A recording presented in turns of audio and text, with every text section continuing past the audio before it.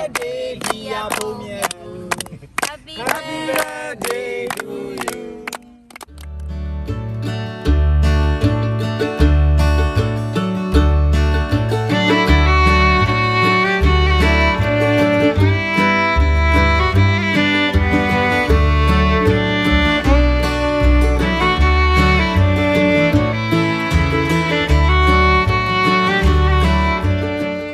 မွေးနေ့ရှင်ကတော့အခုလက်ရှိကျွန်တော်ရဲ့ဟင်းချက်နေဗီဒီယိုလေးတွေကိုရိုက်ကူးပေးနေတဲ့ကင်မရာမန်ညီလေးဖြစ်ပါတယ် Happy birthday ပါညီလေးဖုန်းမြတ်သူကြီးမွေးနေ့မှာဆောက်ရနောက်နှစ်ပေါင်းများစွာပျော်ရွှင်ပါစေချစ်ရတဲ့ချစ်သူနဲ့လည်းအမြန်ဆုံးနီးစပ်ပေါင်းဖက်နိုင်ပါစေလို့ဗီဒီယိုလေးကနေတဆင့်ဆုတောင်းပေးလိုက်ပါတယ်မွေးနေ့ပွဲလေးကိုစီစဉ်ဆောင်ရွက်ပေးတာကတော့ထိုင်းမှာခိတခဏရောက်ရှိနေတဲ့